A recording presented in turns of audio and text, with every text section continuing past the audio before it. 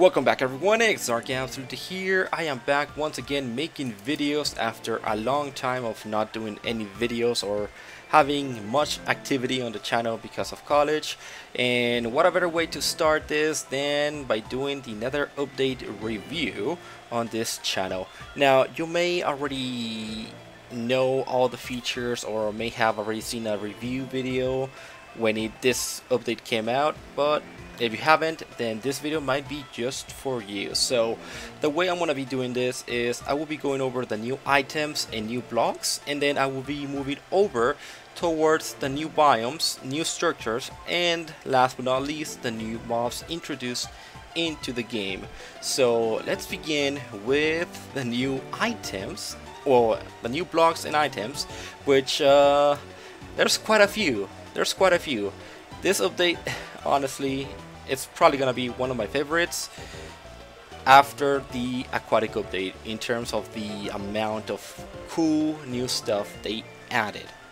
So the first one is something simple. They added a new type of soul sand called the soul soil, and the difference is this one will not slow you down, but you also can use this for the creation of the wither boss. So it no longer relies on using soul sand, you can actually use the soul soil. It looks pretty nice too, and they also added this new enchantment called the soul speed, which, as the name implies, allows you to run faster when you're stepping on the soul sand or soul soil. So if I do this, you will see that I am running faster on soul sand compared to if I don't have it. I am slow, but if I have it on, I will be fast. Pretty neat enchantment. You can probably use this to like escape mobs or something. Pretty interesting. And also like what I like the most is that they actually added the little particle effect when you step on it using the soul speed enchanting on it. Very very interesting how they added that. Look at that, pretty nice, really nice. So that is the first of the many features added into the game. Now another feature they added was the blue fire, which, as you can see, I love it. It's blue and that's it. There's no other change in this aside that it is blue, but it looks so epic. Who doesn't love seeing blue fire? The only thing that I don't like is that when you step on it, you get the red fire particles, and like, you see that? Yeah, it's the only small thing that I noticed about the fire, but other than that, it looks really amazing, and it's probably gonna be one of the main things, or one of the main reasons why I would go into the Nether in order to craft this kinds of materials. So another feature or another use for the soul soil is that you can use it on these items: the campfire, the torch, and the lantern. So if you are bored of seeing the same regular yellow or red fire, you can actually use the soul soil in order to craft the soul campfire, soul torch, and soul lantern. You can use this for many things. For example, if you like blue more, well, I cannot think of like a proper way to put this, but it looks better. The crafting recipe, obviously, instead of the usual items, you actually need soul soil in the middle. For the torch, you need a soul soil at the bottom, and for the lantern, you need a soul torch instead of like a regular torch in order to craft the soul lantern. So these are the new 3 changes, or the new 3 additions for this new type of fire, which I wish it would do like something more than just a different color, but yeah, you can't really ask for much. Anyways, there's new biomes in the Nether and new types of trees, if you can call them. Well, this is the Nether version of the mushrooms called the crimson fungus and the nether or warped fungus. As you can see, one is red, crimson, and the other is warped, which is greenish blue. They both look amazing, and this is one of the variations that you can spawn in, which is the huge fungus. This is supposedly the smallest huge fungus you can create, or that naturally generates. That's all from using bone meal. It is possible to actually grow a huge fungus using bone meal, so that's amazing. Also, these are several of the new blocks that you can find in this new biome, as well as this shroom light that you can find on this huge fungus. The leaves are called nether wart blocks, and they have a new set of vines called weeping vine, which they do spawn on the tree and they go down, while the one on the warp fungus goes all the way up. That is the one difference between the warped and the crimson. And the grass is called warp nylium, while the red one is called crimson nylium. And other things that you can do with this is you can actually craft crimson wooden blocks, such as fences, gates, planks, staircases, signs, buttons, planks, pressure plates, doors, and even trapdoors. This is the hyphae, I think, yep, which is the full wooden look out of it. So it looks pretty nice. And the other variation, which is the warped, which I actually love how the doors look like. The doors look amazing. Really nice texture you got on the doors. You can just grab them, you can just like craft them, walk through them. Pretty nice. Pretty nice for these two new biomes. They're making it possible for you to live in the nether, and I love that. I love that part of this new feature. Now, one more thing that you can do with this fungus specifically is that you can actually create a warp fungus on a stick, which is used for the strider, which is one of the new mobs, and just like a pig, you can guide him or have him ride and travel through lava, which I will be showing you that shortly. But for now, let's finish with all of this. Now, with the new blocks, we got this, which is the quartz brick. And to be honest, I do love the quartz brick. I think it was really needed because of how great quartz looks. I mean, quartz is one of my favorite blocks to use in Minecraft, and actually having the quartz brick brings a lot of like new possibilities in block creation. In my honest opinion, like quartz is already a very nice looking block, and this just is gonna make it better. So that is it for the quartz. And then we got the next step, which is the blackstone. The blackstone has a lot of variations. We get the regular blackstone, you can create the polished blackstone, and you can create polished blackstone bricks. You can have it from walls to staircases to slabs to actually just blocks, polished blocks, bricks, and even chiseled and cracked bricks for blackstone. Pretty nice, pretty nice. I do like that it looks like the snout of a piglin, so that is what it's based on. Pretty good, pretty good. There's also the buttons over here that I placed just so you can see them, and as you can see, it does last quite a bit. I think it lasts more than a stone block. Stone button. Let's see how long this one will last compared to. It's about the same time, but it looks nice. I mean, if you don't like the regular buttons, then the blackstone buttons will work just fine for you.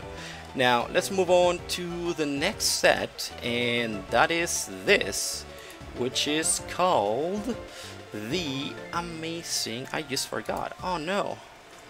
So gold ore. So we get two variations, the nether gold ore, which is this one, and this item, which I actually forgot the name of it, my bad. Alright, my bad. This is called the Gilded Blackstone, and it basically works just like gravel, where if you mine it, there's a chance you will get the Gilded Blackstone back, or it will drop itself an gold nugget. Just like how gravel has a chance of dropping gravel or becoming flint. This is how the Gilded Blackstone works. Meanwhile, this one, the Nether Gold Ore, works just like the gold ore in the overworld. The difference is, if you mine this, you will also get a gold nugget, but if you use a Silk Touch pickaxe, decide to mine it and then smelt it, you would actually get a gold ingot. So for these ones, they are better off if you use Silk Touch in order to mine them. So yeah, that's a 2 gold variants that you can find in the Nether, which is pretty nice, having like 2 options in order to find gold in the Nether for trading, because piglins love trading, especially if it's gold. Now let's move on to the actual amazing things that we can find in the Nether. One is the ancient debris. Now this is an extremely rare type of material you can find, and it can only be mined using diamond or a netherite pickaxe. If you use any other item, it would just break and it would not give you anything. So once you break this with a diamond pickaxe or netherite pickaxe, it will drop itself, which then you will have to smelt it, and when you smelt it, it will give you 1 netherite scrap. This is needed in order to craft the netherite ingot and actually craft the armor and tools for netherite. Very rare to find this, and I will show you in a bit where you can find this this block. Alright, next up it's the netherite obsidian, and as the name says, well, this is an obsidian that is actually crying. Yeah, you can see it. It's crying. It's sad, because it's been a long time since someone used a portal, and you can only find them in ruined portals across the overworld or the Nether. These portals can be from small ones to giant ones, and they are all broken and you cannot use them anymore. Well, you can use them if you like rebuild them, but you get the idea. You can get this item and then craft it for the respawn anchor, which I will show you in a second. It's a really amazing block that they added, and I'm super excited about it. So let's continue on to the next. So let's go over this one first. This is called the target, and in order to craft it, you need hay bale and redstone. And you maybe think, okay, that's just a target. What is it good for? The good thing about it is that you can actually use it for, let me actually bring in the bow, the crossbow, because I like the crossbow.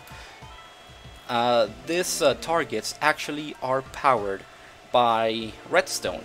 All you need to do is hit them with a projectile, and depending on where you hit it, you will actually activate redstone. So let's go over here. I actually have it ready, all set up. So let me see if I can miss. Well, I did not miss, but like depending on how powerful the shot is and where you land the shot, it will activate redstone. So as you can see, I missed the center, so it will not give me full power. But if I try to hit the center, both activate. And then also, the closer you get to the center, it will activate for a longer period of time.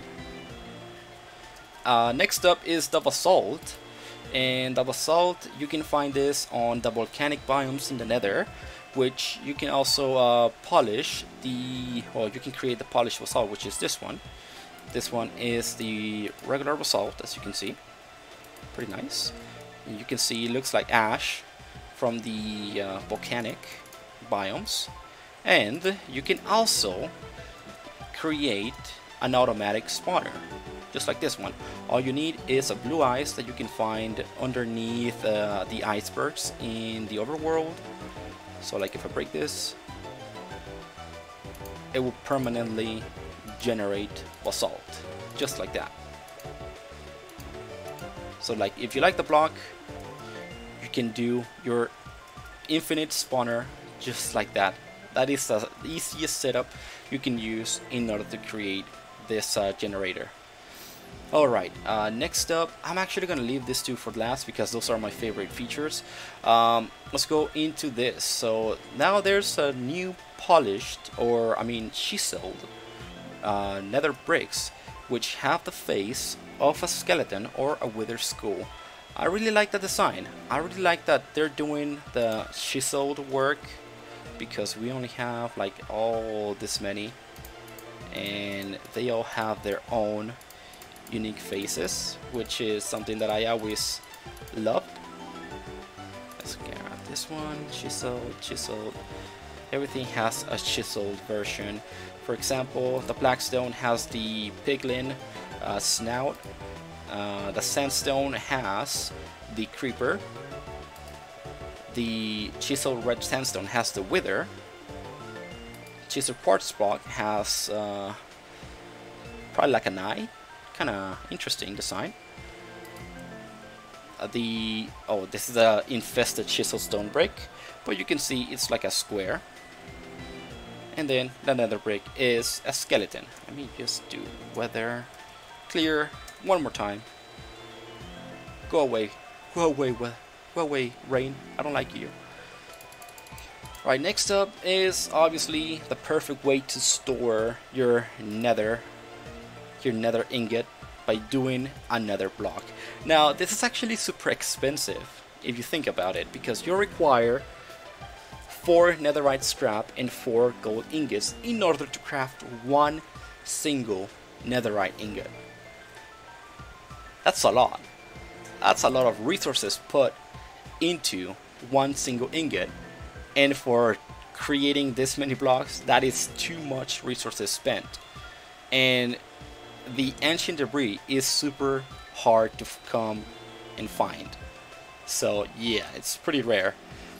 Other than that, we also got the cracked bricks, as you can see right here, pretty nice. And we also got a lighter colored variation of the nether bricks that you use, the regular nether brick and a nether wart, to create a lighter red version.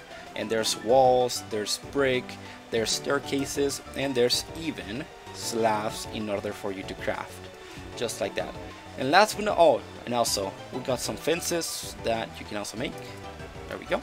And last but not least, we got the chains. The chains that, as you can see, you can create pretty nice designs with it. I just did something simple, and in order to craft them, all you need is 2 ingots and 1 nugget. What I like is that there's actually uses for nuggets. Instead of being just decorative item or like a pointless item to have, it's actually somewhat important now. So I really like that.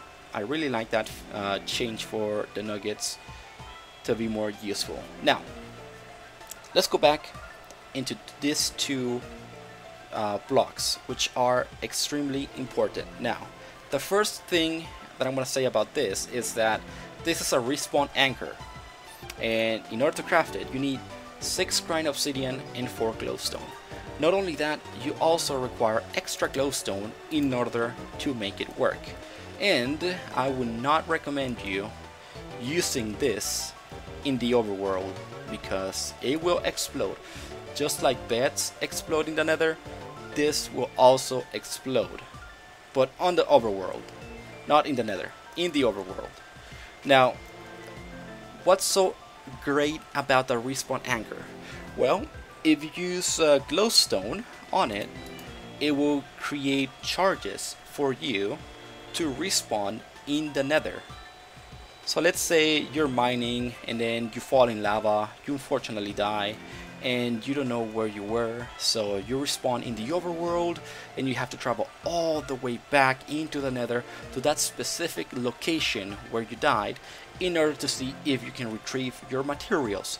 Well, this fixes the whole going back into the overworld and respawns you right directly into the nether to whatever this block is.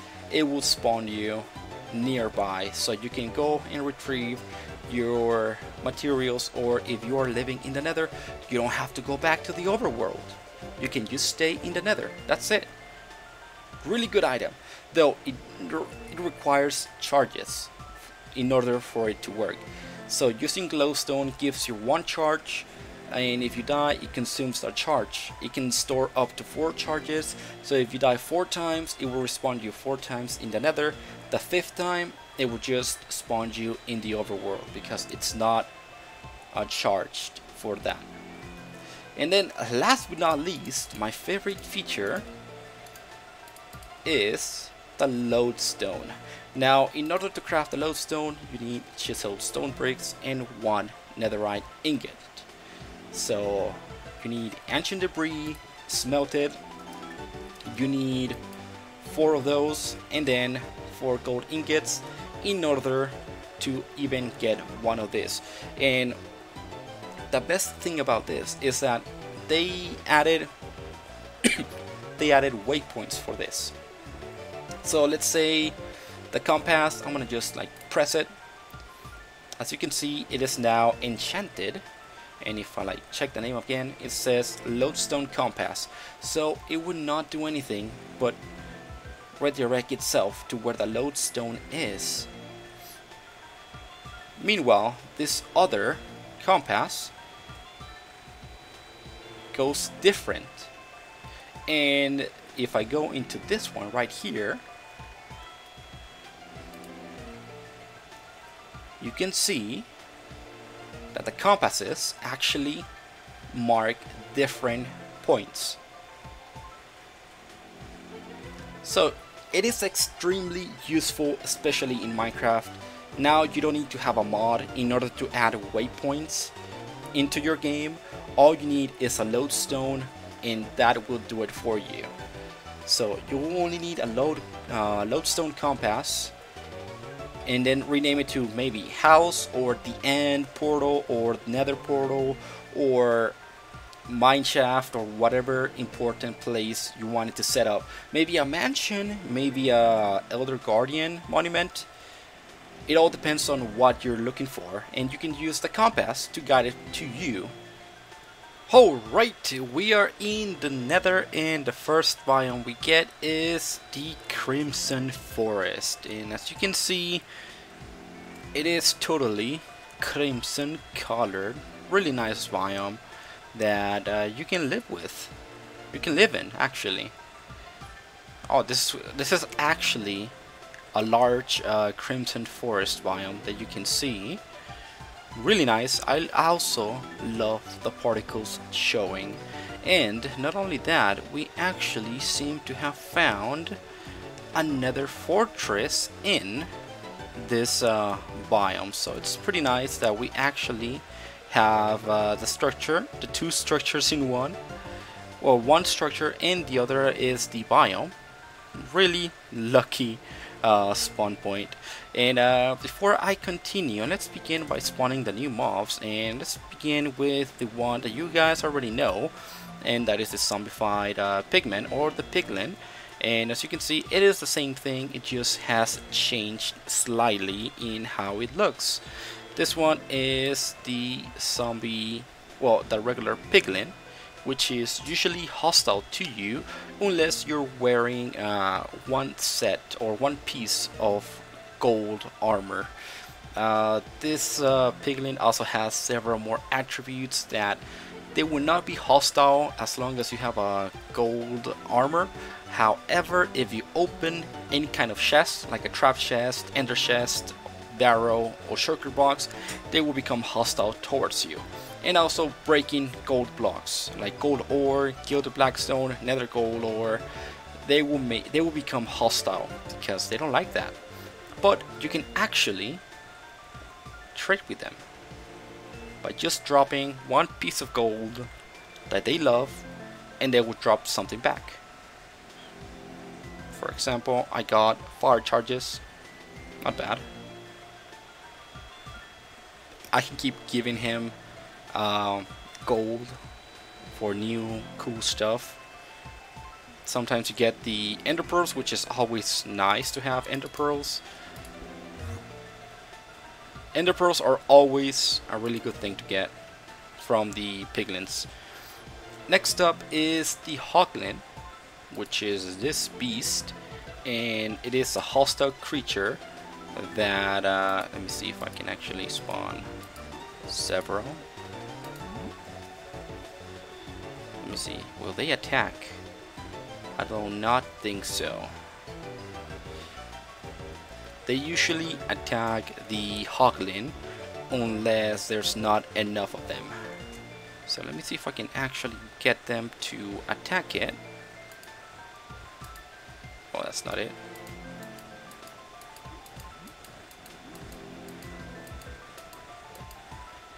Huh. I guess not. They usually like hunt these, but I guess they will not do that. And they can knock you away. This hoglins are super hostile. They will attack anything, especially if they're zombified. They will attack anything except for creepers and other hoglins. So this is the zombie version. Oh my goodness, they're actually attacking. Yeah, the zombies don't care. The zombies don't care. If it's the regular variation, they will attack it. But if it's like another zoglin, they will not attack anything.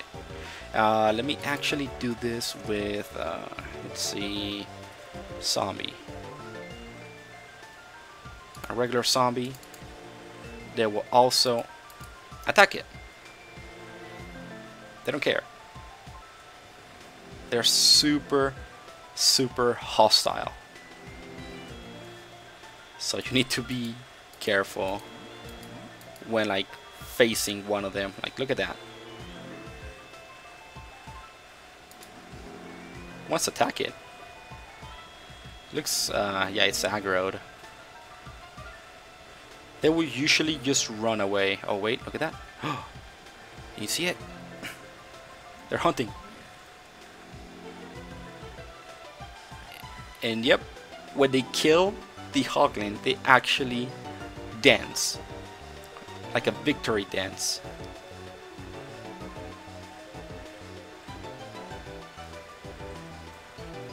You can see that. That is amazing.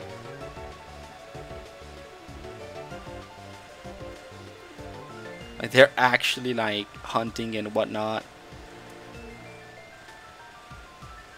But obviously, like, double-edged sword. Really interesting to see this interaction though. It definitely makes the Nether feel more alive.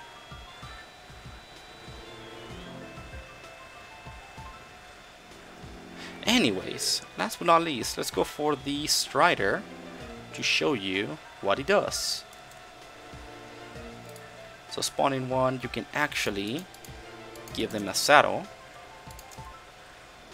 and use the warp fungus to like bait them. So like give them a saddle, you can ride them, and he will actually, the Strider will actually travel through lava. And this is the best way to travel through lava without burning yourself alive. All you need is the fungus on a stick, and that's all you need. You're good to go. These mobs are extremely peaceful, so no matter what happens, they will not attack you. Even if you attack them, they will not attack you. They look kind of creepy though, but they will not attack you at all. Alright, let's see if we can find any other biome. Oh, there we go. We got the Wart biome right here. Look at that. Beautiful biome. The difference in color is amazing. Like, you see green, bluish green out of a sudden in the nether. That is so crazy. And then we get the Bastion, one of the rare structures that you can find in the nether, where all the hoglins appear. I mean the piglins, and you can get the gilded blackstone right here. If you break it and there's a piglin or any other mob nearby, they will be hostile towards you, so be careful on that. And then look at this, you get some gold right here that you can collect, and it's a bell actually. You can collect quite a few stuff like lanterns, chains. I think there are also several chests around that you can find. You just need to look properly in order to find them. Alright, so one of the last things I wanted to show you guys was the ruined nether portal. In case you guys don't know how it looks like, there's different variations, but this is one of the like regular ones you will encounter. As you can see, it is covered with blackstone, and there's a chest normally, as well as a piece of gold somewhere. Yeah, there we go, there's the gold. There's also some lava, magma blocks, and of course the broken nether portal. Now right here you will find several items. You can find anything, even an enchanted apple. That's what you can find on this kind of chest. But for this one I found a fire protection 2 and some golden carrots, as well as gold horse armor and some fire charges on this nether portal. Now what I'm gonna do is see what's going on if I can actually teleport on the other side of obsidian to see how far away from spawn I am. Flint and steel. It might not work since I am actually on a super flat seed, but let's try it out.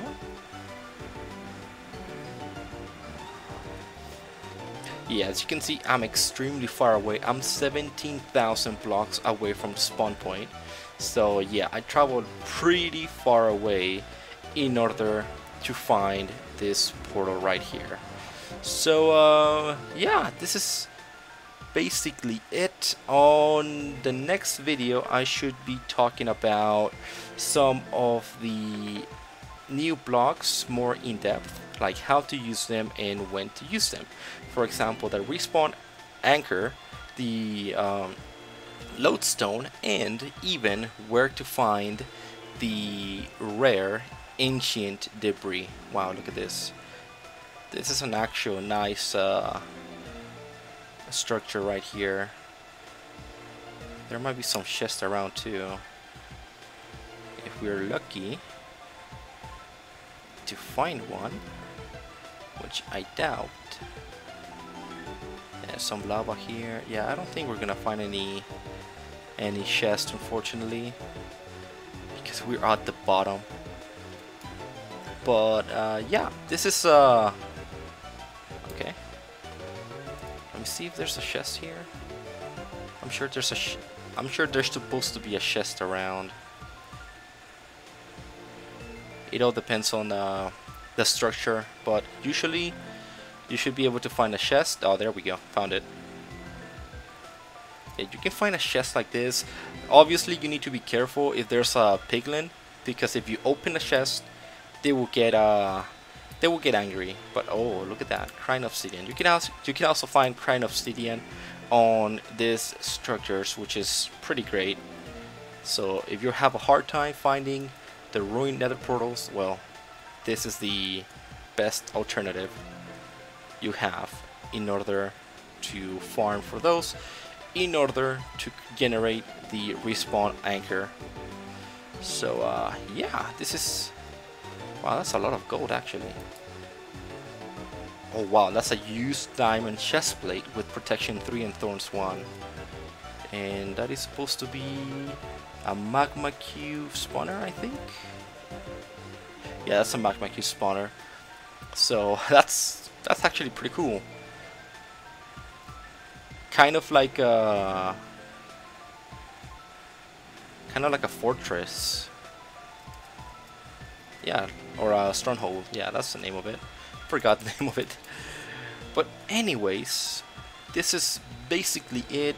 Just look forward the upcoming videos, because I will be talking about more on the new lodestone respawn anchor and the ancient debris, where you can find them, how to use them, and when to use them. So yeah, thanks for watching, and I'll see you on the next video. Have a great day. Bye bye.